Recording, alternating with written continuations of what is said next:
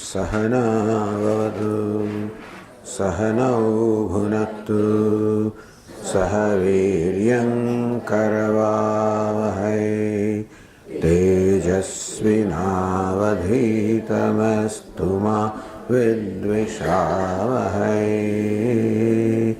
ॐ शान्ति शान्ति शान्तिः।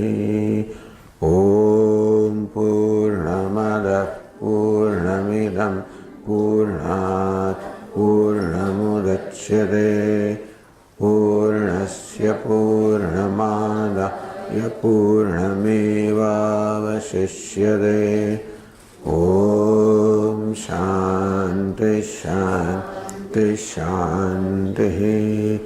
श्रुतिस्मृतिपुराणानाम् आलयं करुणालयं नमामि भगवत्पादं शङ्करं लोकशङ्करं शङ्करं शङ्कराचार्यं केशवं बादरायणं शकृतौ वन्दे भगवन्तौ पुनः पुनः। ईश्वरो गुरुरात्मेति मूर्तिभेदविभागिने व्योमवद्व्याप्तदेहाय दक्षिणामूर्तये नमः।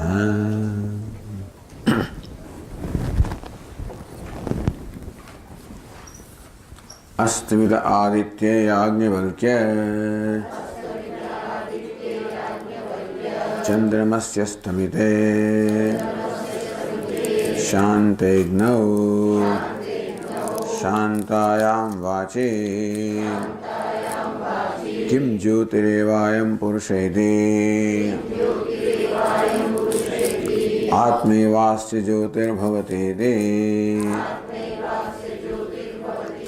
आत्मनैवायं ज्योतिषा आस्ते पल्येते कर्म कुरुते विपल्येतीति विपल्येतीति। अस्तमिते आदित्य याज्ञवल्क्य। ही याज्ञवल्क्यजी જ્યારે સૂર્યનો અસ્ત થઈ ગયો છે, ચંદ્રમાસી અસ્તમિતે ચંદ્રમાનો પણ અસ્ત થઈ ગયો છે, શાંતે અગ્નૌ અગ્નિ અર્થાત મશાલ પણ શાંત થઈ ગઈ છે, અગ્નિ પણ નથી, શાંતાયામ વાચી અરે વાણી પણ શાંત થઈ ગઈ છે. એમ કહીને જનક રાજા કયા પ્રકારની સ્થિતિનું વર્ણન કરે છે તો કે સ્વપ્ન અવસ્થાનું વર્ણન કરી રહ્યા છે, જ્યાં ઇન્દ્રિયોમાં અહંભાવ છૂટી ગયો છે. એટલે સ્થૂળ જગતની સભાનતા માટે, સ્થૂળ જગતના અનુભવ માટે તો જ્ઞાનેન્દ્રિયોનો અહંભાવ હોવો જોઈએ કે જ્ઞાનેન્દ્રિયો દ્વારા જ સ્થૂળ જગતનો એટલે સ્થૂળ પદાર્થનો અનુભવ થઈ શકે. તો સ્વપ્નમાં જ્ઞાનેન્દ્રિયોમાં અહંભાવ નથી, તેથી આ સ્થૂળ જગતનો અનુભવ નથી. અર્થાત સ્વપ્નમાં આ સ્થૂળ જગતના પદાર્થકો, સ્થૂળ જગતના બધા પ્રકાશકો સૂર્ય, ચંદ્ર, અગ્નિ, વાણી, આમનો કોઈને પ્રવેશ નથી. છતાં પણ સ્વપ્નમાં પણ વ્યવહાર એમ જ ચાલે છે જેમ જાગ્રતમાં ચાલતો હોય. તો વ્યવહાર ચાલે છે માટે કોઈક પ્રકાશક હોવો જોઈએ. આમ જાગ્રત અવસ્થાના અનુભવ પરથી આ નિયમ તારવવામાં આવ્યો કે આ કાર્યકરણ સંઘાત, આ દેહેન્દ્રિયાદી સંઘાત, આ મનુષ્ય વ્યવહાર કરે છે એ પોતાના કરતા અન્ય કોઈક પ્રકાશકના પ્રકાશમાં વ્યવહાર કરે છે. તો વ્યવહાર ત્યારે જ થઈ શકે જ્યારે કોઈક પ્રકાશક હોય, કોઈક જ્યોતિ હોય. એ સંદર્ભમાં વાણીને પણ જ્યોતિ કહેવામાં આવે, કારણ કે વાણી દ્વારા પણ વ્યવહાર થઈ શકે છે. અંધારામાં કંઈ પણ ન દેખાતો તો પણ વાણી દ્વારા આવજો, આવો, અહીં બેસો વગેરે દ્વારા પણ એવો જ વ્યવહાર થઈ શકે જો જાણે કે કોઈક પ્રકાશક હોય. તો બધાએ ભૌતિક પ્રકાશકોમાં કોઈ ભૌતિક પ્રકાશનો પ્રવેશ નથી. સ્વપ્નમાં વ્યવહાર થાય મારે ત્યાં પણ કોઈક જ્યોતિ હોવું જોઈએ. કિમ જ્યોતિરેવાયમ પુરુષેથી યાજ્ઞવલ્ક્ય ત્યારે કઈ જ્યોતિ છે જેનાથી આ મનુષ્ય બધો વ્યવહાર કરે છે. આત્મનિવાસ્ય જ્યોતિર્ભવતી. હે જનકજી, ત્યારે આત્મા જ આ મનુષ્યની ક્યાં સંઘાતની જ્યોતિ બને છે. કઈ રીતે? આત્મ જ્યોતિની વ્યાખ્યા કઈ? આત્મા એવમ જ્યોતિ છે આસ્તે પલ્યતે કર્મ કરુતે વિપલ્યતે. સ્વપ્નમાં પણ આ માણસ ઘરમાં બેસે છે, ઉઠે છે, હરે છે, ફરે છે, બહાર જાય છે, કામ પતાવે છે, વળી પાછો આવે છે. આ પ્રકારનો વ્યવહાર સ્વપ્નમાં થાય છે. એ બતાવે છે કે ત્યાં કોઈ જ્યોતિ કઈ છે? આત્માના એવ જ્યોતિષા, આત્મરૂપી જ્યોતિ છે. એટલે અને આત્માને પ્રકાશિત કરનાર અન્ય કોઈ જ્યોતિ નથી, પણ આત્મા સ્વયં જ્યોતિ છે. આમ સ્વયં પ્રકાશ આત્મા એ જ જ્યોતિ છે સ્વપ્નમાં. તો પ્રશ્ન થયો કે આત્મા સ્વયં જ્યોતિ છે, આત્મા જ બધાનો પ્રકાશક છે એવું કહેવા માટે આ સ્વપ્ન અવસ્થાનો આશ્રય લેવાની કેમ જરૂર પડી? શું સ્વપ્નમાં જ આત્મા જ્યોતિ છે અને જાગ્રતમાં નથી? જાગ્રતમાં પણ છે. ભલે સૂર્ય, ચંદ્ર વગેરે આપણા વ્યવહારને પ્રકાશિત કરતા જણાતા હોય, પરંતુ સૂર્ય, ચંદ્ર પણ પોતાના પ્રકાશથી પ્રકાશમાન નથી. એ પણ કોઈક અન્ય જ્યોતિથી પ્રકાશિત છે. યદાદિત્યગતં તેજ જગત ભાસયતે ખેરન યચ્ચંદ્રમસી યચ્ચાગ્નૌ. હે અર્જુન, આ સૂર્યમાં, ચંદ્રમાં, અગ્નિમાં જે પ્રકાશ છે એ મારો પ્રકાશ છે, એમનો નથી. અર્થાત હું એટલે ચૈતન્યના પ્રકાશ વડે પ્રકાશમાન છે. એટલે ભલે સૂર્ય આપણા વ્યવહારને પ્રકાશિત કરતો જણાતો હોય, વાસ્તવમાં ચૈતન્ય આત્મા જ કરતા હોય છે. તો સ્વયં જ્યોતિ આત્મા જાગ્રતના વ્યવહારને પ્રકાશિત કરે છે. તો સ્વપ્નમાં પ્રકાશ એવું કેમ કહેવામાં આવે? એટલા જ માટે કે જાગ્રતમાં આત્મા ઉપરાંત ઘણી બધી જ્યોતિ છે. અને તેથી તો આપણે એવું સમજાવવું પડે કે સૂર્ય, ચંદ્ર ભલે સ્વયં પ્રકાશ જણાતા હોય, પણ સ્વયં પ્રકાશ નથી. અને તેથી એ પણ આત્માના પ્રકાશથી પ્રકાશિત છે. માટે આત્મા સ્વયં જ્યોતિ છે. એ પ્રકારે જાગ્રતમાં સમજાવવું પડે. એ જરા અઘરું છે કે સૂર્ય, ચંદ્ર બધા પ્રકાશમાન છે, છતાંય સ્વયં જ્યોતિ નથી. એ વળી કઈ રીતે?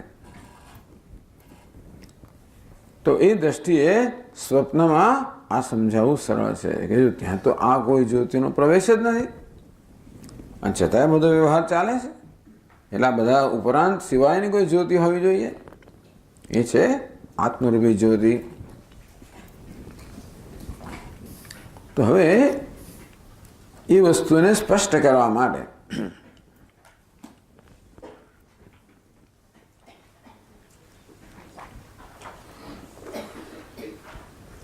સ્વપ્ન હિ આત્મન સર્વસ્રષ્ટુત્વેન બુદ્ધે તૈક ભાષ્યત્વેન છે જ્યોતિષ્વે સાવધારણ નિર્ધારિતે. કે સ્વપ્નમાં આત્મા જ એકમાત્ર જ્યોતિ છે. કઈ રીતે? સર્વસ્રષ્ટુત્વેન. આત્મરૂપી જ્યોતિ સર્વસ્રષ્ટુત્વેન, એ સર્વનું સર્જન કરનાર છે. આ જ્યોતિ કહો, ચૈતન્ય કહો, પરમાત્મા કહો, કોણ છે? જગતનો સર્જક છે, પાલક છે, નિયામક છે, સંહારક છે. તો ઉપરાંત બધાનો પ્રકાશક છે. તો તે રીતે સ્વપ્નમાં પણ આત્મદેવ જે છે એ સ્વપ્ન જગતનો સર્જક છે, પાલક છે અને લય કરનાર છે. સાથે સાથે સ્વપ્ન જગતનો એકમાત્ર પ્રકાશક છે. બુદ્ધે સૃષ્ટુત્વેન, અરે બુદ્ધિનું પણ સર્જન કરનાર છે. સ્વપ્નનું સર્જન કરનાર બુદ્ધિ કે મન, એ મનનું પણ સર્જન કરનાર છે. એ મનનો પણ પ્રકાશક છે.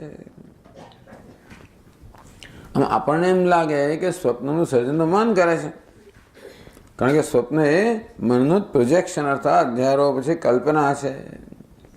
સાચી વાત છે. પણ મનનું પણ સર્જન કરનાર કોણ છે? આ મન સ્વપ્ન જગતને પ્રકાશિત કરતો એમ જાણે છે, પણ મનને પ્રકાશિત કોણ કરે છે? સ્વપ્નમાં આવું દર્શાવવું સરળ છે.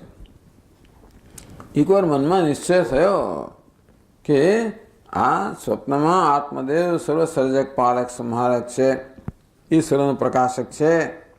એ કેવી રીતે છે બધું એ સમજાય તો જાગ્રતમાં પણ એ પ્રકારે છે એ સમજવું સરળ થઈ જાય. જાગૃતે બી તત્સુબોધમ ભવતી, તો એ સમજવું જાગ્રત અવસ્થામાં પણ સરળ બને. ઇમમ આશયમ, આશય કેવી રીતે આત્મા સ્વપ્ન જગતનો સર્જક છે, પાલક છે વગેરે, મનનું પણ સર્જક છે, મન દ્વારા જગતનું સ્વપ્ન જગતનું સર્જક છે, મન દ્વારા સ્વપ્ન જગતનો પ્રકાશક છે. આ બધું સ્વપ્નના સંદર્ભમાં સમજાવે, 100 શ્લોકોમાં સમજાવે છે. તો કેવી રીતે આત્મા સર્વનો સર્જક છે? રવિ સોમાગ્નિ વાચો એમ સ્વપ્ને સૃજતિ સર્વતઃ પ્રકાશકાન. તો કે સ્વપ્નમાં પણ સૂર્ય પ્રકાશક છે, ચંદ્ર પ્રકાશક છે, અગ્નિ પ્રકાશક છે, વાણી પ્રકાશક છે. પણ આપણે ખબર છે કે સ્વપ્નનો સૂર્ય, ચંદ્ર, અગ્નિ, વાણી એ તો સર્જાયેલા છે, એ આપણે જાણીએ છીએ. આ એ સર્જાયેલા હશે જાગ્રતમાં, બસ સ્વપ્ન જગત તો સર્જાયેલું છે, આપણે જાણીએ છીએ. સ્વપ્નના જે પ્રકાશકો છે, રવિ સોમ અગ્નિવાચો અયમ, રવિ સોમ અગ્નિવાણી, અયમ સ્વપ્ને સૃજતિ સર્વતઃ, અયમ આત્મા, આત્મા સર્વ રીતે સ્વપ્નમાં આ બધા જ્યોતિનું, પ્રકાશકોનું પણ સર્જન કરે છે. પ્રકાશ્યામ છે, પ્રકાશકોનું સર્જન એટલું પણ તો આ પ્રકાશકો વડે પ્રકાશિત જે સ્વપ્નના પદાર્થ, સ્વપ્નમાં 2 વસ્તુ થઈ ને, સ્વપ્નમાં પણ સૂર્ય, ચંદ્ર, અગ્નિ પ્રકાશકો થયા અને ત્યાં પણ બાકીના પ્રકાશ્ય પદાર્થો થયા. આ બધાનું સ્વપ્નમાં આત્મદેવ સર્જન કરે છે. અનુગ્રાહ્યામ ચ નેત્રાદિન સર્વેશામ કરણાની છે. દેવતાઓ કોણ છે? અનુગ્રહ કરનારા છે. સૂર્ય ચક્ષુ પર અનુગ્રહ કરનાર છે, ચંદ્ર મન પર અનુગ્રહ કરનાર છે, અગ્નિ વાણી પર અનુગ્રહ કરનાર છે. અને નેત્ર, મન, વાણી એ કહે છે અનુગ્રાહ્ય, જેનો અનુગ્રહ થાય છે એનું પણ સર્જન કરનાર છે આત્મા. સર્વેશામ કરણાની, ટૂંકમાં આ દેવતાઓ અનુગ્રહ કરનાર છે. બધા કર્ણ કહો, ઇન્દ્રિયો કહો, બધા અનુગ્રાહ્ય છે, અનુગ્રહના વિષય છે. મહાભૂતાની કાલાંશ દેશાંશાપી નિશસ તથા, સ્વપ્નના પંચમહાભૂત, સ્વપ્નનો કાળ, સ્વપ્નનો દેશ. કાળો, કાળ તો સ્વપ્નમાં એ સ્વપ્ન હોય, જાત જાતના કાળ હોય એમ માની લઈએ, જાત દેશ હોય. સ્થાવરાન જંગમામ તદ્વત, સ્વપ્નમાં સ્થાવર પદાર્થ, સ્થિર પદાર્થ, જંગમ પદાર્થ, હલચલ કરનારા, ગતિમાન, સ્થિર ગતિ રહિત, જંતુન ઉચ્ચાવચાન આપી, અનેક બધા જંતુઓ, પ્રાણીઓ, ઉચ્ચાવચાન ઊંચા નીચા એવા બધા પ્રકારના જંતુઓ, પ્રાણીઓ, સ્થાવર, જંગમ, સમુદ્રાન સરિતોદ્વીપાન ગિરીન મેરવાદિકાન આપી, સ્વપ્ન સમુદ્રો, નદીઓ, ટાપુઓ, પહાડો, મેરુ વગેરે પહાડો. ઉરુનપી જે પાતાળ લોકાન સપ્તામિચાપરાન, વિશાળ બધા પાતાળ લોક, નીચેના અપરાન વળી ઉપરના 7 લોક. લોકપાલામ સ્ત્રીમાન નાના વિધિભિર્ધિષ્ઠિતાન, આ 14 લોકનું પાલન કરનારા લોકપાલો, જે અનેક પ્રકારની વિભૂતિ ધરાવનારા હોય, ઐશ્વર્ય ધરાવનારા હોય. કહે છે લોકપાલ ઇન્દ્રમગ્નિમ યમમ રક્ષો વરુણમ પવનમ તથા ધનમ ચ મહેશાનમ બ્રહ્માણમ શેષમેવ છે. 4 દિશાના લોકપાલ, પૂર્વ દિશાના લોકપાલ અગ્નિ, દક્ષિણ દિશાના લોકપાલ યમરાજા, પશ્ચિમ લોકપાલ વરુણ, ઉત્તર લોકપાલ તો કે ધનદ એટલે કે કુબેર. પછી વચ્ચેના ખૂણાઓ, અગ્નિ ખૂણો, નૈઋત્ય ખૂણો, પછી વાયવ્ય ખૂણો, પછી ઈશાન ખૂણો, ઉપર બ્રહ્માજી, નીચે શેષ.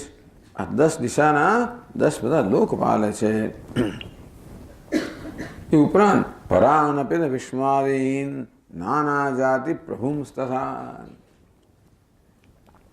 લોકપાલ સિવાયના દેવતાઓ છે, બ્રહ્મા, વિષ્ણુ, મહેશ વગેરે સ્વપ્નના.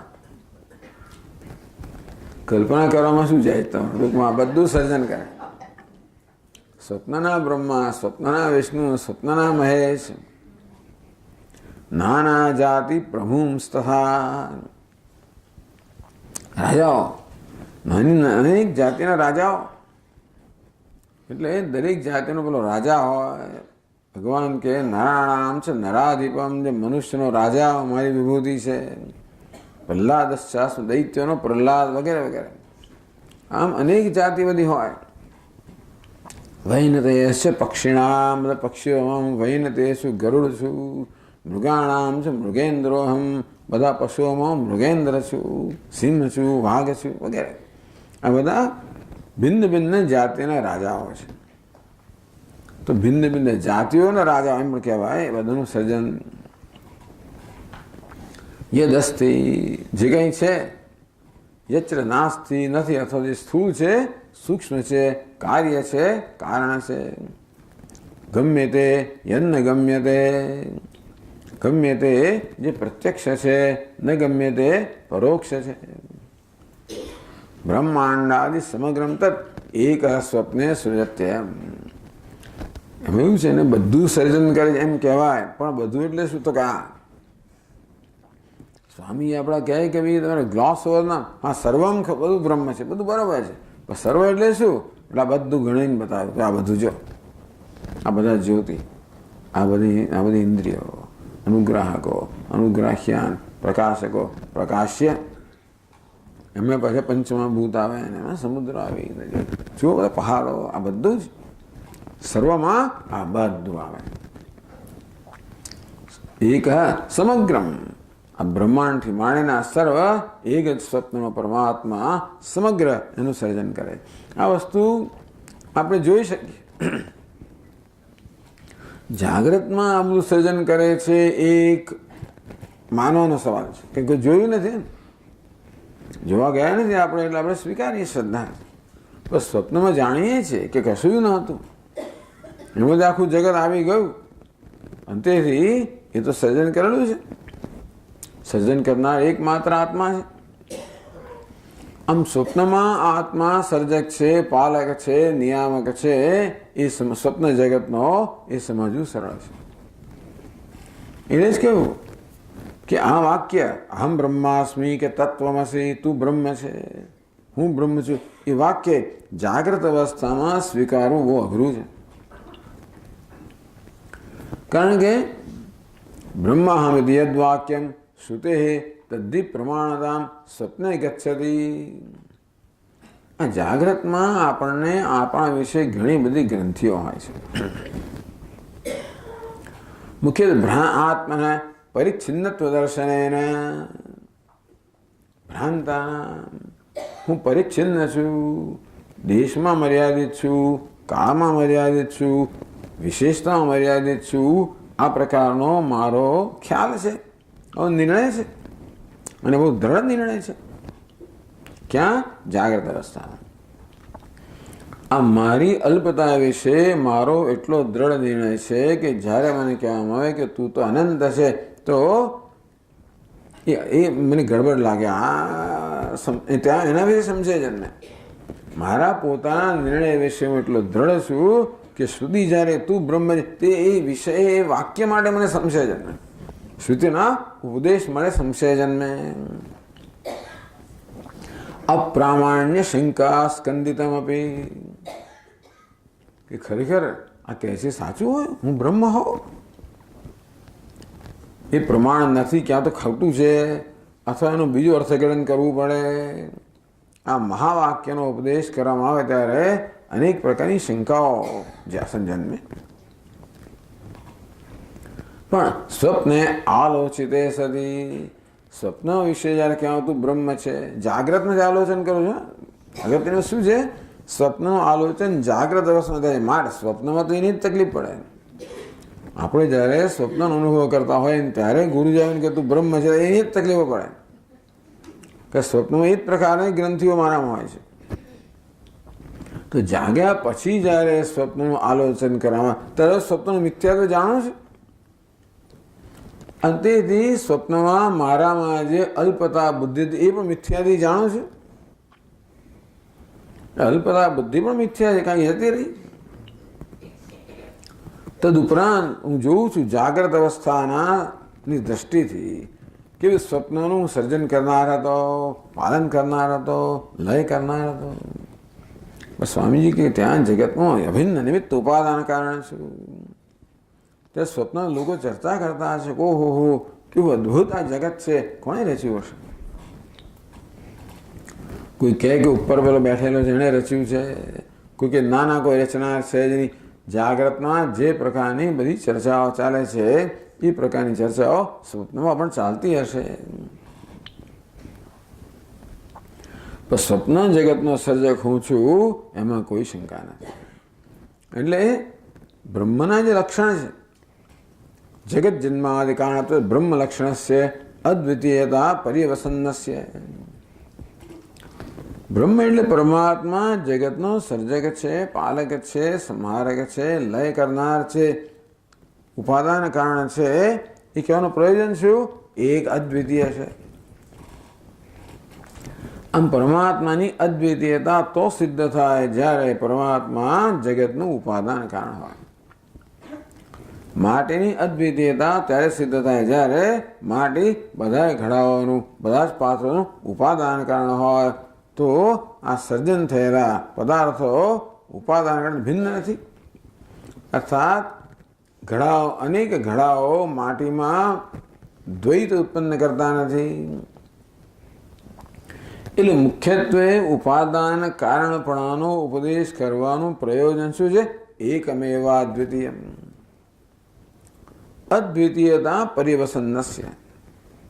જે આપણને ઉપદેશ કરવામાં આજે બ્રહ્મનું લક્ષણ કેવું? જન્માદ્યસ્ય યતઃ, યતઃ જે પરમાત્મા છે, અસ્ય જગત, આ જગતનો જન્મ છે અને સ્થિતિ છે, લય છે. એ રીતે બ્રહ્મનું લક્ષણ કહેવામાં આવ્યું. બ્રહ્મસૂત્રમાં બ્રહ્મ કેવું છે? જગતનું ઉપાદાન કારણ છે, એ પ્રકાર કહેવામાં આવ્યું. તટસ્થ લક્ષણથી પણ તો ઉપાદાન તો બ્રહ્મ એક અદ્વિતીય છે. અને તો જે બ્રહ્મનો અભ્યાસ કરવાનો કંઈ અર્થ છે, બાકી કશો અર્થ નથી. એક અદ્વિતીય તો હું બ્રહ્મ છું એ સેવડ સિદ્ધ થાય. તો આ આત્મની ટૂંકમાં બ્રહ્મના જે લક્ષણો શાસ્ત્રમાં વર્ણવવામાં આવ્યા છે એ જ લક્ષણો સ્વપ્નમાં આત્મામાં ઘટે છે. સ્વપ્નમાં બ્રહ્મનો પ્રશ્ન આત્મા, સ્વપ્ન જગત હું સર્જક છું, પાલક છું, લય કરનાર છું, નિયામક છું, ઉપાદાન કારણ છું, એક છું, અદ્વિતીય છું. તો બ્રહ્મના જે લક્ષણ છે એ લક્ષણ આત્મામાં છે, સ્વપ્નમાં. તેથી તો સ્વપ્નની સંદર્ભમાં કહેવાય હું બ્રહ્મ છું. એટલે કહ્યું કે બ્રહ્મામિતિ વાક્યમ શ્રુતે તદ્ધિ પ્રમાણતામ સ્વપ્ને ગચ્છતિ, તદ્ધિ સ્વપ્ને પ્રમાણતામ ગચ્છતિ. જાગ્રત અવસ્થામાં જે મહાવાક્યની પ્રમાણતા વિશે, પ્રામાણ્ય વિશે સંશય જન્મી શકે છે, એ જન્મતો હોય છે. એ જ મહાવાક્ય વિશે આ સ્વપ્નના સંદર્ભમાં કોઈ પ્રકારનો સંશય જન્મતો નથી. એટલે કે એ પ્રામાણ્ય પ્રાપ્ત કરે છે, મહાવાક્ય પ્રમાણ છે, એ પ્રકારનો નિશ્ચય મારામાં જન્મે છે. આનામાં શ્રદ્ધા, શ્રદ્ધા કોને કહેવાય? શાસ્ત્ર વાક્ય પ્રમાણ છે. પછી શાસ્ત્ર જે કે એના પર મને વિશ્વાસ જન્મે. કોઈ નક્કી થયું કે ભાઈ આ મોતિયાનું ઓપરેશન થયા, ભાઈ હવે આંખ જે બતાવે છે એ બરોબર બતાવે છે. એની પહેલાં આંખ જે બતાવતી હતી એ વિશે શંકા જન્મેલા, બે છે કે એક છે, આ પીળું છે કે લાલ છે. આમ આંખ આવી રીતે કન્સિસ્ટન્ટ નહોતી. આંખ એટલા માટે આંખ જે બતાવતી હતી એના વિશે મારામાં શંકા જન્મતી હતી. એકવાર સંશય જન્મ્યો પછી બધી વસ્તુમાં સંશય જન્મે. બિચારી આંખ સાચું બતાવતો કે બરાબર ભાઈ ત્યાં મને ખોટું બતાવ, અહીં સાચું બતાવજો કેમ કહેવાય? તેમ શાસ્ત્રના એક વાક્ય પર સંશય જન્મે કે તું બ્રહ્મ છે, તો પછી બધા વાક્ય પર સંશય જન્મી શકે કે જે આ સંશયગ્રસ્ત તો પેલું કહે છે એ પણ એવું જ હશે ને. અગત્યની વસ્તુ એ છે કે શાસ્ત્ર પ્રમાણ છે એ પ્રકારનો નિશ્ચય આપણો જન્મ જોઈએ. આ નિશ્ચયને શ્રદ્ધા કહે છે. એ નિશ્ચય હોય તો પછી એ વાક્ય જે છે એને આપણે જે કરવું પડે કરીએ, જેથી એ વાક્ય આપણા અનુભવનો વિષય બને. આ વાક્ય આપણા અનુભવનો કે જ્ઞાનનો વિષય ક્યારે બને? એ માટે જે કરવું જોઈએ કરીએ ત્યારે. એમને નહીં તો કરીએ ત્યારે આ અદ્વિતીયપણાનો હું બ્રહ્મ છું એ વાક્યનો જે અર્થ છે એને હું ક્યારે મારા જીવનનો અનુભવનો વિષય બનાવવાનો મારો ઉત્સાહ ક્યારે જન્મે? જ્યારે આ વાક્ય સાચું છે, આ કહે છે એ સાચું છે, એ પ્રકારનો નિશ્ચય હોય તો પછી જે કરવાનું એ હું કરું. મારે બદ્રીનાથ જેવું છે, આ રસ્તે બદ્રીનાથ જવાય એ મને વિશ્વાસ જન્મ્યો. એ તો બીજાને 5 જણને પૂછે માણસ, પેલાને પૂછે, પેલાને પૂછે, ઘણા લોકો પૂછ કરે, વિશ્વાસ ના જન્મે. પછી તો આગળ વધાય પણ નહીં.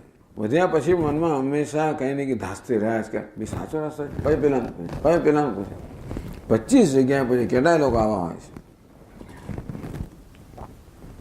અને આપણે પૂછીએ લોકો પાસે તો હોય જવાનું, નાકની દાંડીએ જવાનું, ટૂંકમાં એટલે આપણા વિશ્વાસ જન્મે, વાક્યમાં વિશ્વાસ ના જન્મે.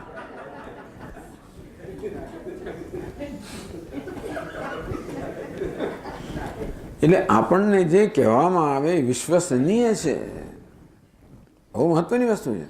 નામ શ્રદ્ધા. એટલે શ્રદ્ધા જન્મે તો જે માર્ગ પર આગળ વધી શકીએ અને આપણે વિશ્વાસથી વધી શકીએ. અને તો આખો દડો પૂછ ના કરી અને શંકા ના કરી, નહીં તો મનમાં બધું સ્ટ્રેસ રહ્યા જ કરે. એ ખરેખર રસ્તો છે ને, ચાલ જોતો બરોબર જોતો એના.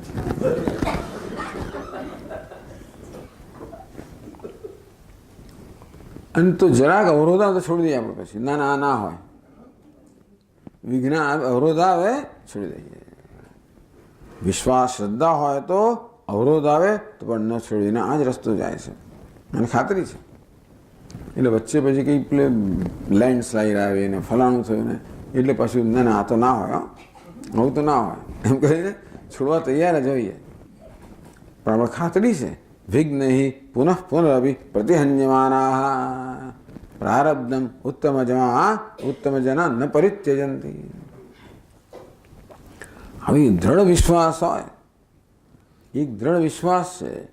અને બીજું એ દ્વારા જે સિદ્ધ કરવાનું છે એ મારા માટે મૂલ્યવાન છે. બદ્રીનાથ તો જવું જ છે, ગમે તે થાય. અને આ રસ્તો બદ્રીનાથ લઈ જનારો. પછી વચ્ચે ભલે લેન્ડસ્લાઇડ હોય, જે આવું હોય તો આવે, બધાને પાર કરીને જઈએ. બદ્રીનાથ માટે કિંમત ના હોય ને આ રસ્તા માટે વિશ્વાસ હોય, જરાક હોય છોડી દઈએ આપણે. તો આ પ્રકારે મહાવાક્ય અહમ બ્રહ્માસ્મિ એના પ્રામાણ્ય વિશે, એની સચ્ચાઈ વિશે મનમાં જે શંકાઓ હતી એ સ્વપ્નના અનુભવોનું આલોચન કરવામાં આવે ત્યારે આપણામાં ખાતરી પ્રેરે કે ના વાત બરોબર છે, યોગ્ય છે.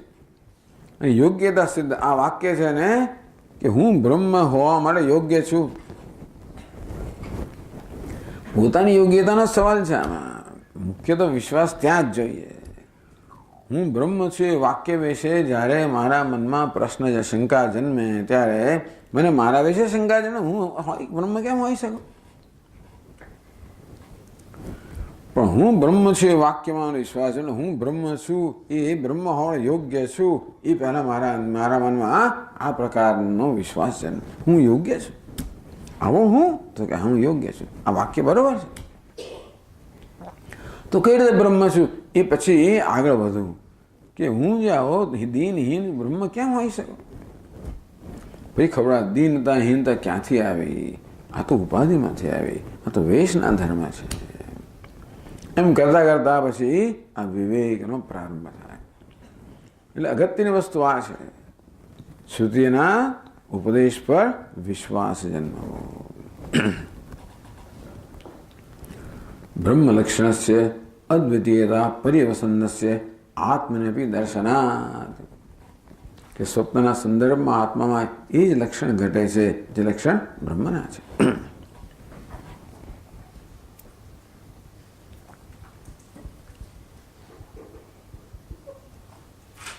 એટલે ચાલો 281 શ્લોક વાંચીએ આપણે. 280માં બ્રહ્માહમિતિ યદ્વાક્યમ શ્રુતેસ્તદ્ધિ પ્રમાણતા સ્વપ્ને ગચ્છતિ યસ્માત્ તે તત્ર શોચ્યાશ્ચ જંતવઃ બ્રહ્મવદ વિવિધમ વિશ્વમ માયૈવ સૃજન્તિ આત્મનસ્થાપયન્ત્યેતત સ્વાત્મન્યેવ મહેશ્વરાઃ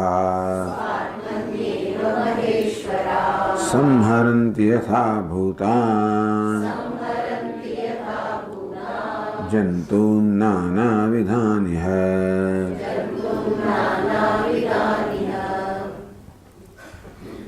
તો બ્રહ્માહમિતિ યદ વાક્યમ શ્રુતે, શ્રુતે બ્રહ્માહમિતિ યદ વાક્યમ, આ વાક્ય શ્રુતિનું હું બ્રહ્મ છું.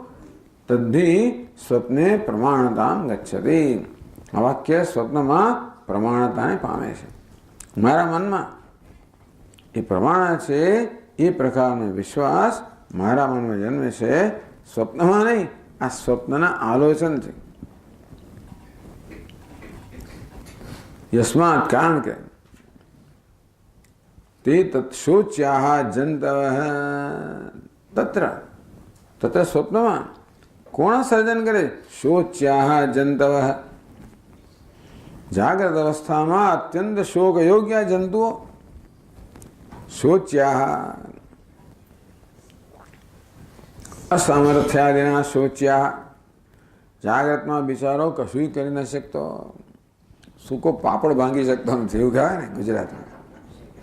શેકેલો પાપડ ભાંગી શકતો એવો સ્વપ્નમાં સર્જન કરે છે. શોચ્યા, જાગ્રતમાં સતત પોતાની જાત વિશે શોક કરે. અરે હું આવો, મારે આ ના થાય, પેલું ના થાય, ફલાણું ના થાય.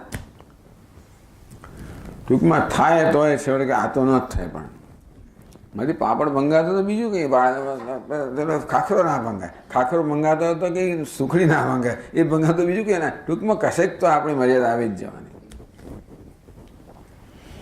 આપણે ત્યાં સુધી આપણી જાતને સજાગ નહીં કરીશું જ જ્યાં સુધી મારી અસમર્થતા સિદ્ધ, ત્યાં સુધી હું મારા પર જુલમ કર્યા જ કરવાનો અને છેલ્લો નિર્ણય કરવાનો કે હું તો અસમર્થ છું. આ નિર્ણય હું કોઈ રીતે મારા વિશે જાગૃતમાં કરવાનો જ, એમ કરીને મારા માટે શોક ઉત્પન્ન કરવાનો. શોક શેનો છે? અસામર્થ્યનો. એટલે અસમર્થ છું, અપર્યાપ્ત છું, ઇનેડિક્વેટ છું. સમાને વૃક્ષે પુરુષો નિમગ્ન અનિશયા શોચતિ મુખ્યમાન. અનિશયા, અનિશ છું, અસહાય છું, પરતંત્ર છું. શોચતી એને કારણે અનેક પ્રકારનો મુખ્યમાન, અનેક પ્રકારનો મોહ ધરાવતો શોચતી બિચારો શોક કરી રહ્યો છે. શોચ્યા જ, બીજા કોઈ નહીં. શોચ્યા જંતવ, પોતાના સામર્થ્યના અભાવને કારણે અનેક પ્રકારનો શોક કરેલા જંતુઓ. બ્રહ્મવદ વિવિધમ વિશ્વ મા એવ સૃજંતિ તત્ર, સ્વપ્નની અંદર આ જ બ્રહ્મવત, જેમ બ્રહ્મ તેવી રીતે તો બ્રહ્મવત ઈશ્વરવત માયા એવ સૃજંતિ આત્મન, આત્મન માયા એવ સૃજંતિ. કોઈની સહાય લીધા વગર જેમાં વ્યાવહારિક કે જાગ્રત જગતનું સર્જ ઈશ્વર કરે છે પોતાની માયાથી. કહે છે માયા સબલેન આત્મના. ઈશ્વર પણ કોઈની મદદ વગર પોતાની માયાથી આ સમગ્ર જગતનું સર્જન કરે છે. સ્વપ્નની અંદર પણ આત્મદેવ કોઈની મદદ લીધા વગર આત્મ માયા પોતાની માયાથી એ જાણે. તો અહીંયા જાગૃત ઈશ્વર છે તેવી રીતે જગતમાં પોતાની માયા રૂપી શક્તિથી નાના વિધાનામ યથાભૂતાનામ ઈશ્વર સૃષ્ટ સમાનામ સૃષ્ટ્યાદિકમ કુર્વંતી. આ જાગ્રત અવસ્થામાં ઈશ્વરે જે પ્રકારના પદાર્થોનું સર્જન કર્યું છે. કયા પદાર્થો? દરિયા, નદી, દરિયો, નદી, પહાડો, સમુદ્ર. એટલે ઈશ્વર સમાના ઈશ્વર જે પ્રકારના પદાર્થો એ પ્રકારના પદાર્થો સ્વપ્નમાં આત્મા પોતાની માયાથી કરે છે. એટલે કે આમ પોતામાં ઈશ્વર પણ હોય. સામર્થ્ય અસામર્થ્ય ભગવાન કોણ છે? સર્જન કરનાર, પાલન કરનાર ક્યાં હું? પણ જ્યારે જોઈએ કે સ્વપ્નમાં તો હું સ્વપ્ન જગતનો અહીંયા ઈશ્વર કહે છે હું ત્યાં કરું છું. તો મારામાં ઈશ્વર પણ હોઈ શકે?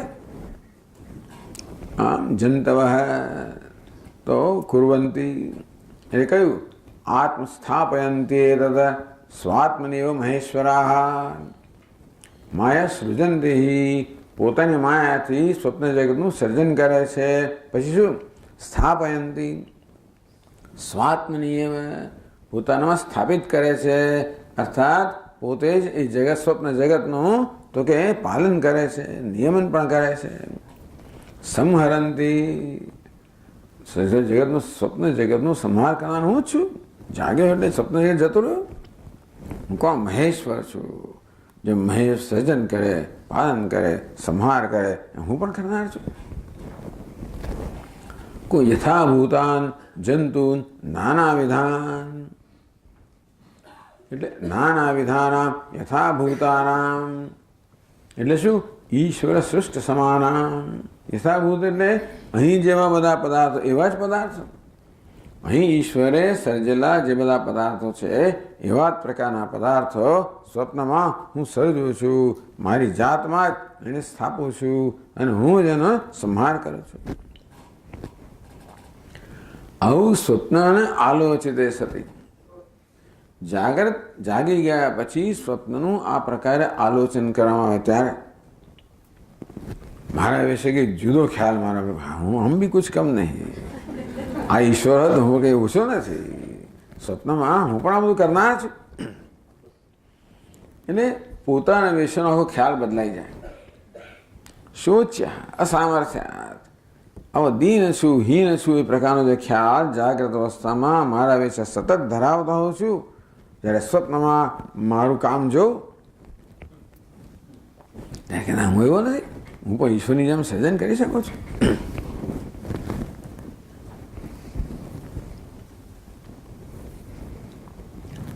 આગળ છે ટીકાકાર એકસ્માદ આત્મન અનેક પ્રમાત્રીણામ ઉત્પત્તૌ દૃષ્ટાંત. એકસ્માદ આત્મન એક જ આત્મામાંથી અનેક આત્માઓ ઉત્પન્ન થાય છે. પ્રમાતૃ એટલે જીવો, જ્ઞાતા, કર્તા, ભોગતા, પ્રમાતા. હું કોણ છું? જાગતમાં કર્મ કરનાર છું, ફળ ભોગવનાર છું અને વિષયોને જાણનાર છું. આ કર્તા, ભોગતા, પ્રમાતા. આવા કેટલા છે જાગ્રતમાં? કેટલા આત્માઓ છે બધા? સ્વપ્નમાં એવું જ છે. તો ઈશ્વરે જેવી રીતે જાગ્રત અવસ્થામાં અનેક બધા પ્રમાતાઓ કહો, જીવો કહો ઉત્પન્ન કર્યા, તેમ સ્વપ્નની અંદર પણ હું પણ અનેક બધા પ્રમાતાઓ, જીવોને ઉત્પન્ન કરનાર છું. એકમાંથી જ અનેક ઉત્પન્ન થાય એવું કેવું બને? એ માટે શ્રુતિ દૃષ્ટાંત આપે છે. તદ યથા મહાતો અભ્યાહિતાદગ્ને ક્ષુદ્ર વિસ્ફુલિંગ વ્યુચ્ચરંતી શ્રુત્યંતરે. શ્રુત્યંતરે છે ને એ શ્રુતિ આ બૃહદારણ્ય જ છે. પચાસ શ્રુત્યંતરે. હવે આને શ્રુતિ માની તો શ્રુત્યંતર કહેવાય. હા એમની પણ આ બૃહદારણ્યક ઉપનિષદની ચર્ચા છે ને, એટલે ચાલો જે હોય ખરો કંઈ નહીં. પણ ટૂંકમાં શ્રુતિ બૃહદારણ્યકમાં જ આ વાક્ય છે. મુંડકો વાક્યો તો ચાલી હોત, યથા સુદીપ્તાત પાવકાદ વિસ્તો શ્રુત્યંતર કહેવાત, પણ કંઈ નહીં.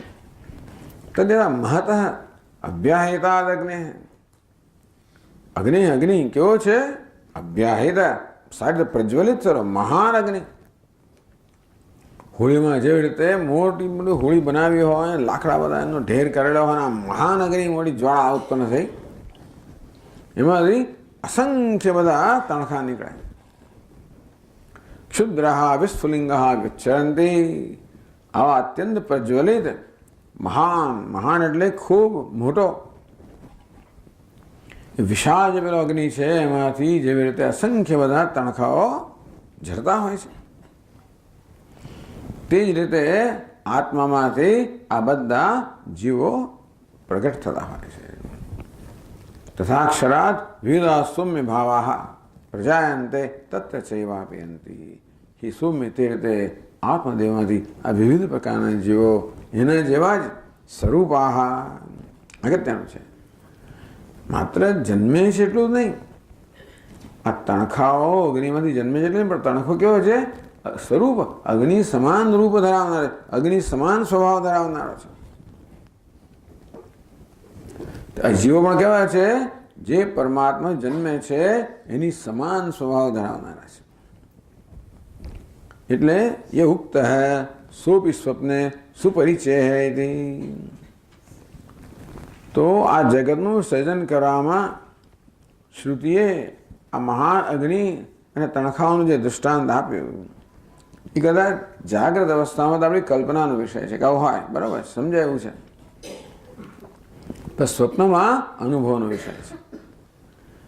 કેવી રીતે હું એક જ સર્જન કરનાર, કેવા અનેક આત્માઓ, અનેક જીવાત્માઓનું સર્જન કરનાર છું. એ સોપી સ્વપ્ને સુપરિચય હૈ.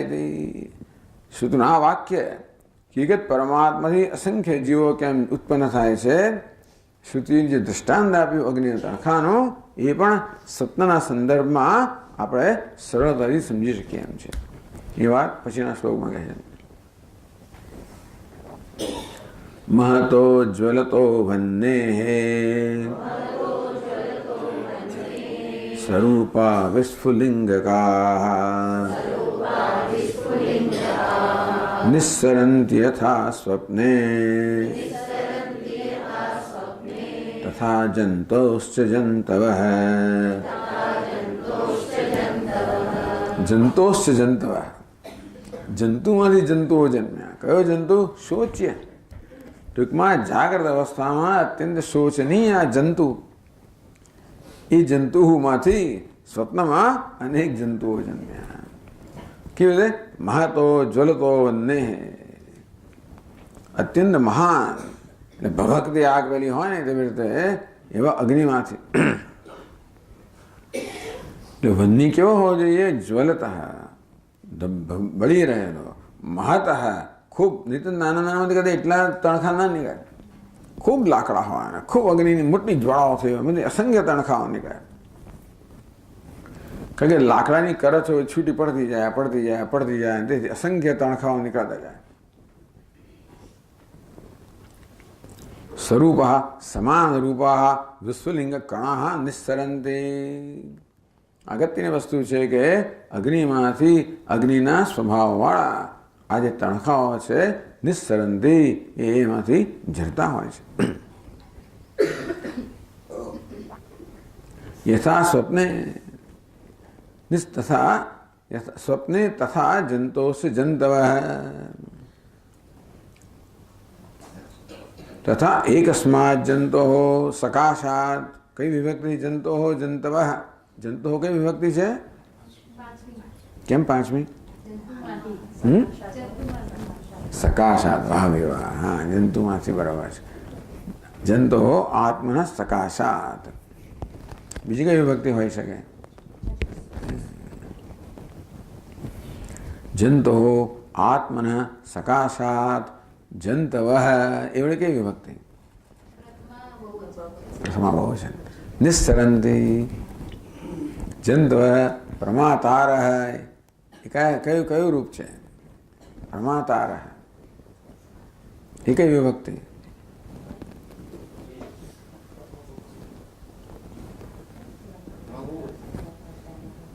એટલે અક્કલ તને ક્યાં પૂછ્યું છે બાપા? કોને પૂછ્યું છે?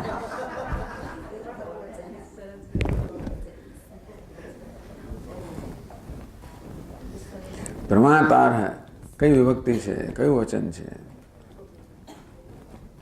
જંતવ કઈ છે? પ્રમાતાર કેવી હોવી જોઈએ? એ હોવી જોઈએ ને. હા, પછી આપણે આગળ કે પ્રમાતાર એટલે કયો છે? એનું પ્રાતિપાદિક કયો શબ્દની વિભક્તિ છે? પ્રમાતૃ. બરાબર છે. જંતવ પ્રમાતા. પ્રમાતૃ એટલે કોણ? જાણનાર, જ્ઞાતા એટલે કે જીવાત્મા, વિજ્ઞાનાત્મા. જ્ઞાતા કેમ કહ્યો? વિજ્ઞાન એટલે બુદ્ધિમાં અહમભાવ ધરાવનાર જીવ આત્માને પ્રમાતા કહેવાય. કર્મેન્દ્રિયમાં અહમભાવ ધરાવનારને કર્તા કહેવાય. જ્ઞાનમાં અહમભાવ ધરાવનારને ભોગતા કહેવાય. અને બુદ્ધિમાં અહમભાવ ધરાવનારને જ્ઞાતા કહેવાય કે પ્રમાતા કહેવાય. એટલે 3 પ્રકારના આ ગ્રંથિઓ છે: કર્તૃત્વ, ભોક્તૃત્વ, પ્રમાતૃત્વ. તો જેવી રીતે અત્યંત પ્રજ્વલિત મહાન અગ્નિમાંથી અસંખ્ય એ જ સ્વભાવ ધરાવનારા અસંખ્ય તણખાઓ ઝરતા હોય છે, તેવી રીતે સ્વપ્નમાં અનુભવ છે. એક જ હુંમાંથી અનેક બધા જંતુઓ, પ્રમાતાઓ, અનેક બધા જીવો ઉત્પન્ન થાય છે. એટલે એ દ્રષ્ટાંત જે આપ્યું એ સ્વપ્નમાં એ બરોબર ઘટે છે. એટલે એ દ્રષ્ટાંત વિશે હવે મારા હમણાં ખાતરી થાય છે. બરાબર છે. જીવ સૃષ્ટૌ ક્રમોપી ઈશ્વર કર્તૃક સૃષ્ટિયા સમાન હૈ.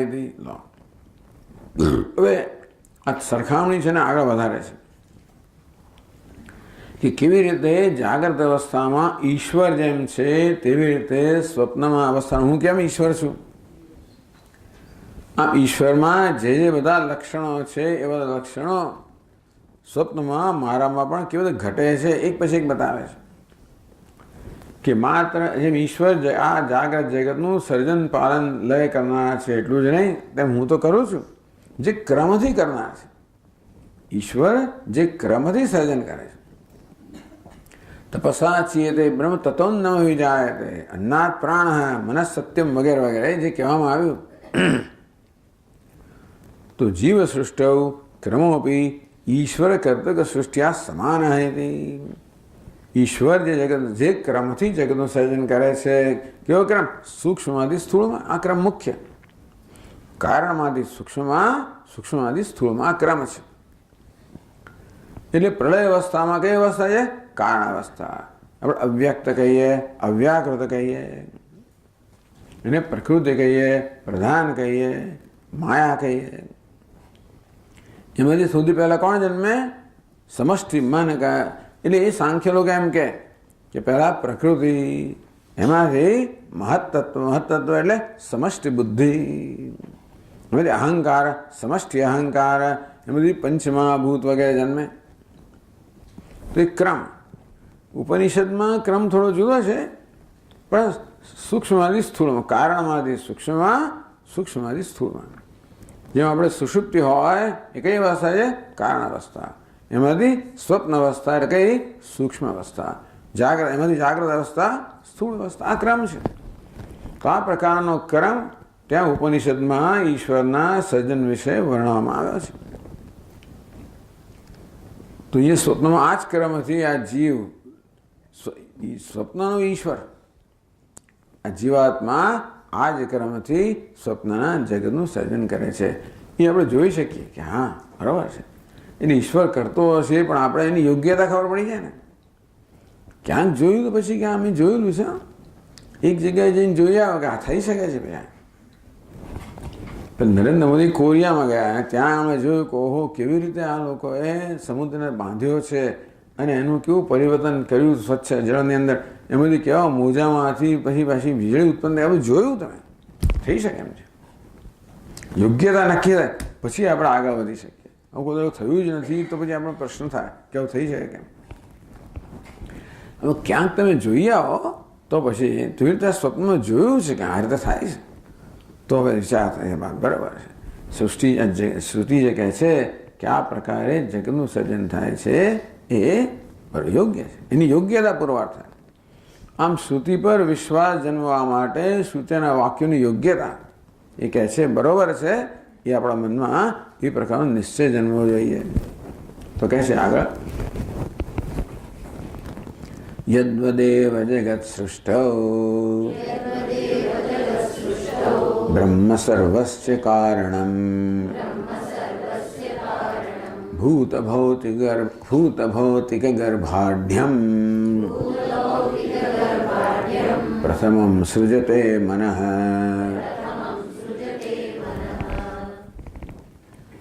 યદ્વત એવ જગત સૃષ્ટિ, જેવી રીતે આ જાગત કે વ્યવહારિક ઈશ્વર સૃષ્ટિ જગતનું સર્જન કરવા માટે બ્રહ્મ સર્વસ્ય કારણમ, બ્રહ્મ એ સર્વનું કારણ છે. એ પહેલાં શું કહે? પ્રથમ મન સૃજતે. તો આ પ્રકારે વર્ણન આવ્યું કે પહેલાં સર્જન થાય છે હિરણ્યગર્ભનું સમષ્ટિમાનનું. હિરણ્યગર્ભ યદ્વદ યથા સર્વસ્ય કારણ બ્રહ્મ ઈશ્વર. બ્રહ્મ કહો પણ જગતનું કારણ કયું છે? માયા સબલમ બ્રહ્મ. નિર્વિશેષ બ્રહ્મ જગતનું કારણ ના હોય, પરંતુ માયા સહિતનું બ્રહ્મ, જેને આપણે ઈશ્વર કહીએ. ઈશ્વર માટે બ્રહ્મ શબ્દનો પ્રયોગ થયો. તો પ્રથમ મન સૃજતે, તો જેવી રીતે શ્રુતિમાં વર્ણન છે ઈશ્વર પહેલા મનનું સર્જન કરે, એટલે કયું મન? સમષ્ટિ મન. અને આપણે શું કહીએ? હિરણ્યગર્ભ. એટલે હિરણ્યગર્ભ એટલે સમષ્ટિ સૂક્ષ્મ શરીરનું સર્જન થાય, કારણમાંથી સૂક્ષ્મનું સર્જન થાય. એ હિરણ્યગર્ભમાંથી પછી કોણ આવે? વિરાટ. વિરાટ એટલે સમષ્ટિ સ્થૂળ જગત. એ સમષ્ટિ સ્થૂળ જગત ક્યારે આવે? હિરણ્યગર્ભમાં હોય ત્યારે આવે. કશી વસ્તુ ના હોય એનું સર્જન ના થાય. સોનાના પિંડમાંથી અલંકારો ક્યારે જન્મે? એમાં અલંકારો હાજર હોય, અંદર હોય, વિદ્યમાન હોય. વ્યક્ત ના હોય પણ વિદ્યમાન હોય.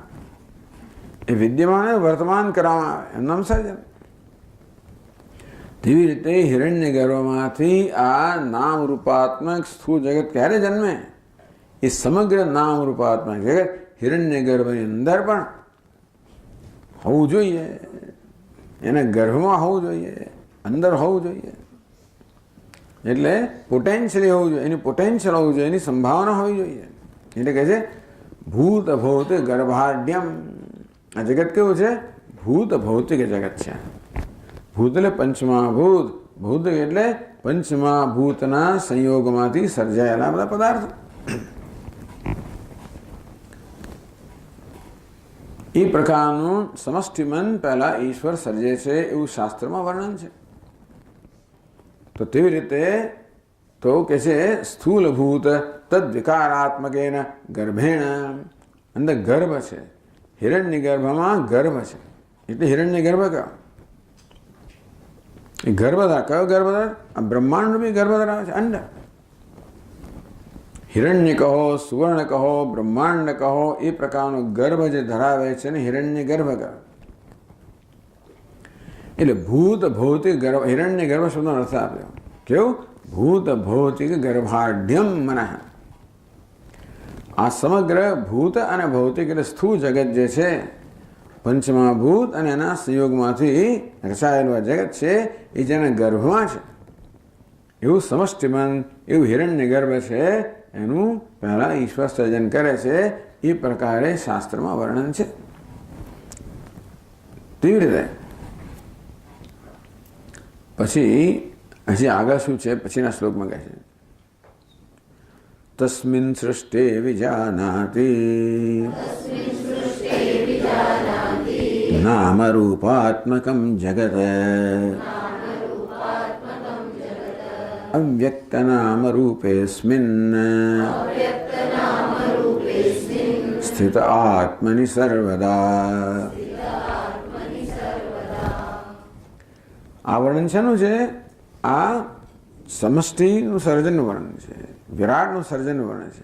ટૂંકમાં ઈશ્વર જે રીતે આ સ્થૂળ નામ રૂપાત્મક જગતનું સર્જન કરે એનું વર્ણન આ 2 શ્લોકોમાં થયું કે સ્થૂળ જગતનું સર્જન કરતા પહેલા ઈશ્વર સૂક્ષ્મ જગતનું સર્જન કરે, જેને આપણે હિરણ્ય ગર્ભ કહ્યો, જેના ગર્ભમાં આ સમગ્ર સ્થૂળ જગત રહેલું છે. તો માના ગર્ભમાં બાળકો તો બહાર આવે ને, હિરણ્ય ગર્ભ માં છે, એના ગર્ભની અંદર આ સમગ્ર સ્થૂળ જગત રહેલું છે. તસ્મિન સૃષ્ટિ આ પ્રકારે સમષ્ટિમન કહો, હિરણ્ય ગર્ભ કહો, એનું સર્જન જ્યારે થાય ત્યારે નામ રૂપાત્મમ જગત વિજાનાતી, ત્યારે ભગવાન જુએ છે. શું જુએ છે? પહેલા દર્શન કરે છે. તદૈક્ષત બહુશ્યામ પ્રજાયતિ, એ ઐક્ષત દર્શન કરે છે. બહુશ્યામ બહુ બની જાઉં, હું જન્મ લઉં, એકનો અનેક બની જાઉં. આમ અનેકનું દર્શન કરે ત્યારે સર્જન કરે ને. આમ સર્જન કરતા પહેલા મનમાં દર્શન થતું હોય છે. કશી વસ્તુનું સર્જન કરે પહેલાં મનમાં એ વસ્તુનું દર્શન થાય. તમે કંઈ પણ કામ કરો, એવા સર્જરી કરવી હોય તો મનની અંદર પહેલાં આખું ગોઠવાઈ જવું જોઈએ. કેમથી કેમ કરવાનું, પછી કાપ્યા પછી કે ઉભો રામ નહીં રામ કરો, એવું પછી જ કરો ના થાય. એમ ઘણા લોકો રાખી ઊભું કર દીવા, ના આ બરાબર તોડ, પછી ઊભી કર, એમ ના થાય. આખો તમારા મનમાં આખો ખ્યાલ પહેલાં હોવો જોઈએ, એ પ્રકારે સર્જન થાય ને. તો કશી વસ્તુનું સર્જન થાય પહેલાં મનમાં એના દર્શન થાય, એને દર્શન કહો. ઈશ્વર પણ જ્યારે હિરણ્ય ગર્ભનું સર્જન કરે ત્યારે સમગ્ર નામ રૂપાત્મક જગત અવ્યક્ત અવસ્થામાં છે, પહેલાં એને દર્શન કરે અને પછી વ્યક્ત થાય. તો પહેલી કઈ અવસ્થા છે? અવ્યક્ત. વ્યક્ત થઈ નથી, જે ઇન્દ્રિયોનો વિષય બની નથી. તો વ્યક્ત અવસ્થામાં જે વસ્તુ રહેલી હોય એ જ વ્યક્ત બને. તો નામ રૂપાત્મક જગત વિજાનાતી, ઈશ્વર જુએ છે આ ના હિરણ્ય ગર્ભના સર્જન થયું. હિરણ્ય ગર્ભ કેવો છે? જે સમગ્ર નામ રૂપાત્મક જગતની સંભાવના ધરાવે છે. જેમ બીજની અંદર પેલું સમગ્ર વૃક્ષ રહેલું હોય. હિરણ્ય ગર્ભ તો અંકુરના સ્થાને છે, કારણ અવસ્થા બીજના સ્થાને છે. હિરણ્ય ગર્ભ અંકુરના સ્થાને છે, વિરાટ વૃક્ષના સ્થાને છે. પણ જેવી રીતે એ અંકુરની અંદર સમગ્ર વૃક્ષ રહેલું હોય, તેવી રીતે આ હિરણ્ય ગર્ભમાં સમગ્ર સ્થૂળ જગત રહેલું છે, એ જુએ છે. ક્યાંથી જોયું એને? ક્યાં ભગવાન કહે છે કે અવ્યક્તના અસ્તે સ્થિતે આત્મની સર્વદા સ્થિતે. આ જગત કે નવું ઉત્પન્ન થતું, જગત તો કારણ અવસ્થામાં રહેલું જ છે. નવા અલંકારો જન્મતા નથી. આ સુવર્ણપિંડમાં અલંકારો રહેલા જ છે. એ કઈ અવસ્થા છે? કારણ અવસ્થા. એમાંથી પછી એ બનાવે એક તાર બનાવે, કઈ છે? સૂક્ષ્મ અવસ્થા. એમાંથી પછી અલંકાર બનાવે, સ્થૂળ અવસ્થા. એટલે આ દર્શન સોની કરે. ક્યાં કરે? પહેલાં સુવર્ણના પિંડમાં, કે આમાં આમ બંગડીઓ છે, આટલી બંગડીઓ છે, આ પ્રકારે ઘાટ ઘડીએ, આમ થાય તો આટલી બને. પહેલાં જુએ. એ જોયા વગર આગળ વધવા જાય, એને 25 બનાવે, એને 5 બંગડીમાં પૂરું થઈ જાય તો શું થાય? તમે ભાઈ મહેમાનો આવ્યા હોય અને 5 મહેમાનો છે તો 20 રોટલી બનાવો, એટલા પ્રમાણે લોટ બાંધો ને. કેટલો લોટ લો ભાઈ? 500 ગ્રામ કે 1 કિલો લોટ લો. 2 જણ જમનારા 2 કિલો લોટ લો તો શું થાય? અને 25 જણ જમનારા અડધો કિલો લોટ લો તો બરાબર ના થાય. કેટલો લોટ કાઢો? કેટલા ખીચડીમાં કેટલા ચોખા અને કેટલી દાળ હોય છે? મનમાં તમે દર્શન કરો કે આટલા લોકો ભોજન કરનારા છે, એમાં આટલું જોઈ છે, એટલી આટલી ખીચડી બનવી જોઈએ, આનું આટલું વોલ્યુમ બનવું જોઈએ, આટલી ટપેલી ભરાય કે લોકો આટલું આટલું ખાતા હોય. એમ કેટલા ચોખા, એ ચોખા પાછા તમે એને રાંધશો તો કેવા ફૂલશે, દાળ ફૂલીને કેટલી થશે, એમાંથી કેટલા ભાગ પડશે. આ બધું તમે મનમાં જરા દર્શન કરો ત્યારે આગળ વધાય, ત્યારે ખીચડી થાય. એમને કરવા જાઓ તો ભાઈ ઓળનું ચોળ બધું વેતરાય એવું છે. ટૂંકમાં પેલો જેવી રીતે પેલો દરજી હોય ને ઓળનું ચોળ વેતરે, ટૂંકમાં સમજ્યા કર્યા વગર કરે. પણ વ્યવસ્થિત ક્યારે થાય? પહેલાં જ્યારે જે સર્જન એનું મનમાં દર્શન થાય. ભગવાન ઓળનું ચોળ ના વેતરે, ભગવાન વ્યવસ્થિત કરે. એટલે બધું અવ્યક્ત નામ રૂપે અસ્મિન, આ નામ રૂપ બધા અવ્યક્ત અવસ્થામાં રહેલા જ છે. આત્મની સર્વદા સ્થિતે, પોતાનામાં આ નામ રૂપ અવ્યક્ત અવસ્થામાં રહેલા જ છે. એનું પહેલા દર્શન કરે પછી એને વ્યક્ત કરે. કે તસ્મિન હિરણ્યગર્ભે મનસી સૃષ્ટિ થતી સતી નામ રૂપાત્મક જગત સ્થૂલમ સૂક્ષ્મ વિજાનાતિ વિસ્પષ્ટમ ઉપલભતે. એકવાર હિરણ્યગર્ભનું સર્જન થયું એટલે હવે ઈશ્વર જોઈ શકે. જોવા માટેનું સાધન જોઈએ ને, જોવા માટે સાધન મન છે ને. આપણને સંકલ્પ કરવાનું મન તો જોઈએ ને. આમ કરું ને પેલું કરું ફલાણું, ઊંઘવા તો ના જ થાય ને. બધું ઊંઘમાં કશું ના થાય. જાગે મન જાગે ત્યારે પછી આ બધા સંકલ્પો થાય કે આટલું કરું ને પેલું કરું. તો ઈશ્વર પણ ઊંઘતા પ્રલય અવસ્થામાં ના કરે. મન જ્યારે જાગૃત થયું ત્યારે પછી આ બધા સંકલ્પો કરે. આમ બનાવવાનું પેલું કરવું ને એક બની અનેક બની જાય વગેરે વગેરે. તો નામ રૂપાત્મક જગત એટલે ભાઈ બ્રહ્માજી તપશ્ચર્યા કરે, એમને આ પ્રકારે સમષ્ટિના વિરાટ રૂપના દર્શન થાય. એ દર્શન થાય પછી જગતનું સર્જન થાય. બીજા નથી વિસ્પષ્ટમ ઉપલબ્ધતે. ઈશ્વર આ પ્રકારે નામ રૂપાત જગત છે એને સ્પષ્ટ રીતે જોઈ રહ્યો છે, જાણે છે. કીદૃશમ જગત મનસ સૃષ્ટિ પૂર્વમ આત્મની. કે કયું જગત જુએ છે? ત્યાં નહીં, પોતાનામાં રહેલું જગત. મનસ સૃષ્ટિ પૂર્વ, મનના સર્જન પહેલા આત્મની ઈશ્વરે અવ્યાકૃત નામ રૂપ ઉપાધિકે અવ્યક્ત રૂપેણ સ્થિતમ. તો કારણ અવસ્થાની અંદર આ સમગ્ર નામ રૂપ અવ્યક્ત અવસ્થા. તદ્ભેદંતરી અવ્યાકૃતમાસીત તદ નામ રૂપાભ્યામ વ્યાક્રિયત અસૌ નામાયમ ઇદમ રૂપયતી. ભગવાનનું વર્ણન અવ્યાકૃત, એમાંથી પછી આ વ્યાકૃત જગત થયું. વ્યક્ત કહો, અવ્યાકૃત કહો. અવ્યક્તમાં બધી વ્યક્તની સંભાવના રહેલી છે. અવ્યાકૃતમાં બધા વ્યાકૃત નામ રૂપની સંભાવના રહેલી જ છે. પેલા એ જુએ છે. આ કહો કાંઈ ઈશ્વરની વાત કરી. પેલા ઈશ્વરને બરોબર સમજીએ. ઈશ્વરના લક્ષણ છે. આ બધા લક્ષણ જીવમાં ઘટે છે સ્વપ્નમાં. એ કે છે પછીના શ્લોકમાં એવમ શયાન પુરુષ મનોમાત્રૈક સાધન મનસા સૃજતે વિશ્વમ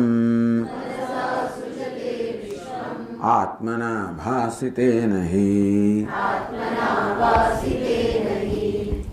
એવમ શયાન પુરુષ.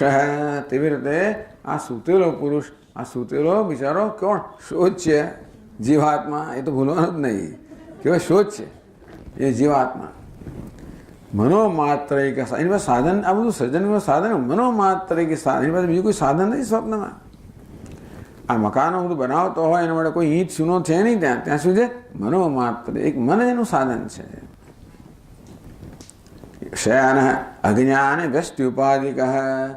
એક જ ફેર છે. ઈશ્વર સમષ્ટિ ઉપાધિ ધરાવનાર છે, સ્વપ્નમાં જીવ વ્યષ્ટિ ઉપાધિ ધરાવનાર છે. એટલું ફેર છે. એ કેવું છે? મનોમાત્રિક સાધન, એકમાત્ર મન રૂપી સાધન ધરાવનાર. વ્યષ્ટિ મનસ એવ એક. કેવો છે? એક એટલે એક એટલે અસહાય કર્યો. મનોમાત્ર એટલે શું? વ્યષ્ટિ મનસ એવ. વ્યષ્ટિ મન છે એક જ સાધન છે. એટલે શું છે? અસહાય સાધન. બીજા મન સિવાય બીજા કોઈ પ્રકારના સાધનની સહાય વગરનો મનરૂપી એકમાત્ર સાધન ધરાવનાર. એટલે મન સિવાય બીજા કશા પ્રકારની સહાય નથી. અહીં તો રસોઈ કરે પેલો એટલે 50 જણને આજુબાજુ પછી ઊભા ને ઊભા રાખે. પેલાને તું શાક સમારી આપણે પેલું આમ કર્યા ને જ્યારે મીઠું લેવાનું પેલું, એટલે એક રસોઈ કરે એમાં 6 જણ ઊભા રહેવું પડે. એવું બધું નથી. ત્યાં સ્વપ્નમાં એની પાસે એક મન જ છે, બીજું કોઈ સાધન નથી. જાગ્રતમાં તો આપણો સુથાર બનાવે એટલે પેલાને આ લઈ આવવાનું પેલું એ કામ કરતો હોય તો પેલા કેટલો ઊભા લાવે માણસ. પછી આપણે બીજા નોકરો જોઈએ એને કચરો ઊભો કરે સાફ કરવા માટે. આવું બધું સ્વપ્નમાં કોઈ બીજું સાધન નથી, એક જ સાધન છે મનરૂપી. એમ ઈશ્વર પાસે માત્ર સમષ્ટિ મન હિરણ્યગર્ભ એક જ સાધન છે. તેવી રીતે સ્વપ્નની અંદર પણ આ જીવાત્મા એક વ્યષ્ટિ મન એક જ માત્ર સાધન છે. મનસ એવ એક असहाय साधन साधक जनक इति यावत्. એટલે હમણાં તો એવો અર્થ કર્યો કે આ મનનો પણ જનક કોણ છે? આત્મા. અને એક જ એની પાસે સાધન સર્જન કરવા માટે મન એકમાત્ર સાધન છે. એવા મનસા શ્રુતે વિશ્વમ, એકમાત્ર મનરૂપી સાધન છે એનું પહેલા સર્જન કરનાર. તે ઈશ્વરે પહેલા હિરણ્યગર્ભનું સર્જન કર્યું. યો બ્રહ્માંડમ વિદધાતિ પૂર્વમ યો વેદાંશ પ્રહિણોતિ તસ્મૈ. પહેલા બ્રહ્મા કહો, હિરણ્યગર્ભ કહો, સમષ્ટિમન કહો, મહત્તત્વ કહો, એનું પહેલા સર્જન કરે, બધું જ્ઞાન એને પ્રદાન કરે છે. એટલે કે ચેતન મન તો બનાવે છે. તેવી રીતે મનોમાત્ર કે સાધન. આત્મા કહેવાય સ્વપ્નમાં મનરૂપી એકમાત્ર સાધનનું અસહાય સર્જન કરનાર. પહેલા એકમાત્ર મન જે સાધન છે એનું સર્જન કરનાર. સાધન સાધક જનક હિતિ આવત. એટલે આ વળી પાછું જુદો અર્થ કર્યો. મનોમાત્ર કે સાધન અર્થ જુદો કર્યો. મનસ અસહાય જનક. આ મનનું સર્જન કરનાર.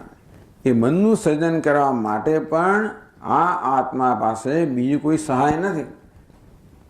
કશાની સહાય વગર મનનું સર્જન કરનાર પહેલા કશી વસ્તુની સહાય વગર પોતાના મનનું સ્વપ્નમાં સર્જન કરે છે. જેમ ઈશ્વર પહેલા હિરણ્યગર્ભનું સર્જન કરે તે રીતે. અને પછી તો મનસા, જેમ હિરણ્ય પછી ઈશ્વર હિરણ્યગર્ભ દ્વારા આ સ્થૂળ જગતનું સર્જન, ભૂત ભૌતિક જગતનું સર્જન કરે તેવી રીતે મનસા શ્રુતે વિશ્વમ, તેમ સ્વપ્નમાં એ મન વડે પહેલા મનનું સર્જન કરે બે કશાની સહાય વગર, અને પછી મન દ્વારા બાકીના જગતનું સર્જન કરે. કેવું મન છે? એટલે ભાસિતે નહીં મનસા. આ મનના બે વસ્તુ થઈ. એક તો મનનું સર્જન કરવામાં આવ્યું, બીજું મનને પ્રકાશિત કરવામાં આવ્યું. તો જ થાય. મન એટલે આત્મા મનનું સર્જન પણ કરે છે અને પ્રકાશિત પણ કરે છે. એટલે કહે છે ભાસિતેન મનસા સૃષ્ટિન સ્વયં પ્રકાશિતેન છે. એટલે મનોમાત્ર કે સાધન દ્વારા કહ્યું કે આત્મા સમસ્ત સ્વપ્નના જગતના મનનું સર્જન કરનાર છે. ભાસિતેન વળી એની પાછળ પ્રકાશિત કરનાર છે. એવા મન વડે સૃજતે વિશ્વમ, આ સમગ્ર સ્વપ્ન જગતનું સર્જન કરે છે. ઇતિ. જેમ જાગ્રતમાં ઈશ્વર કરે એ જ ક્રમથી સ્વપ્નમાં આ જીવાત્મા સ્વપ્ન જગતનું સર્જન કરે. એ રીતે પણ એ સ્વપ્નનો ઈશ્વર છે. ટૂંકમાં ઈશ્વરના જે પ્રકારના લક્ષણ છે એવા લક્ષણ આત્મામાં સ્વપ્નમાં આત્મામાં એ લક્ષણ ઘટે છે. તેથી બ્રહ્મ એવાહમસ્મી, એ વસ્તુ હું બ્રહ્મ છું, એ વાક્ય છે એ વધારે વધારે એના મનની અંદર વધારે વધારે ખાતરી થતી જાય છે, વિશ્વાસ જન્મતો જાય છે.